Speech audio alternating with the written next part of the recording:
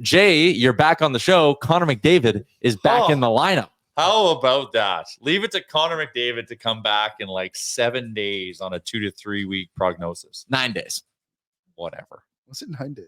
Yeah, the 28th. So we got Monday. That's right. Yeah, it was a Monday. Spooky. It was Monday. He was hurt, so the counter starts the day after. So it's 8 days. 8 days. Okay, sure. But off. He's back, and we had a comment earlier on here that I wanted to get to, and it was from our pal Jay Walkling, who says there was no reason to rush his return, and I think that's I do understand where you're coming from, right? But take that up with Connor. Connor wants to play. Exactly. It's so his call. Connor McDavid would not be putting himself in a position to potentially re-injure himself to return for a game in the middle or early November against the Vegas Golden Knights, which I know it's a big divisional game and you got Vancouver just around the corner. But the other side of it, and where I would maybe give some thought to the idea that, they're rushing him back. If they went 0 for 3 without him in the lineup, I could see Connor McDavid being like, I am playing no matter what. We are righting this ship. I do think there was a bit of that last year with the Heritage Classic. I think he did. Remember, he played, then he missed a couple of games after the Heritage Classic, right? I would buy it a bit if the Oilers were in some sort of a slump and it was like, okay, how are they going to turn this around? Oh, look, Connor McDavid's playing way earlier than we thought. But they went 2-1 without him. The idea that they can't win without Connor McDavid, that's been squashed. The water's been thrown on that fire. There was no need, you could say, for Connor McDavid to return earlier than expected.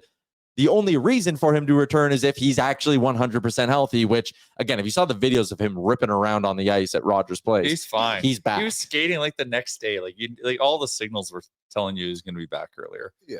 We'll never know what the injury was, but the Oilers aren't stupid. They know how important Connor McDavid obviously is to their team. Yes. They're not just going to be like, damn, we really need this win against Vegas tonight. I don't think that's rush. Yeah, I don't think they would do that. No, like I said, I'm not putting a lot of stock unless into that. You want to doubt Connor McDavid, which no one ever should. No, do not doubt Connor McDavid. And with Connor McDavid's return comes some interesting new line combinations for the Edmonton Oilers. It is a short for Giant Game Day, which means we have to do a lineup report brought to you by Square. If you run a restaurant, you're too busy for this ad. You're thinking about how to get more orders flowing, new locations open. You need to find customers and keep them coming back. So really, you're already thinking about how Square can help you. They've already helped more than 400,000 restaurants do all those things and more. So if you're thinking about your restaurant, think bigger and think Square. Go to square.ca, see why Square is big in the restaurant game. The lineup for Edmonton tonight has Connor McDavid down the middle on the top line, but it's not Nugent Hyman on his wing. It's Jeff Skinner and Zach Hyman on his wing. What do we make of the new look top line trio for Chris Knobloch? I like it. I think the last time that line really played together was that Calgary game, right? If I remember back when they played them, and Jeff Skinner obviously scored. I do think that Skinner, Nugent Hyman line had a pretty bad game the other day too. So I think it was important to break them up and give McDavid the shooter there and Skinner. And quite frankly, Nugent Hopkins hasn't had the offensive presence that we need him to have. So he probably deserves to be lower down the lineup. Yeah, I think I agree with that. So far this season, we have seen McDavid, Hyman, and Skinner together, granted only for about 11 5-on-5 minutes. In that time, they've outshot the other team 10-7, but they've been outscored 2-1.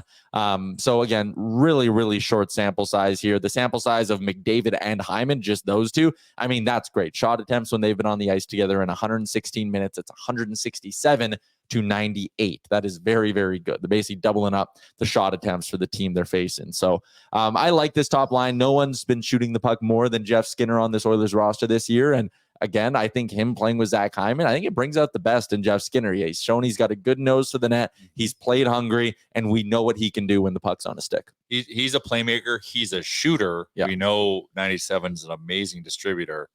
Why not? Yep. Totally.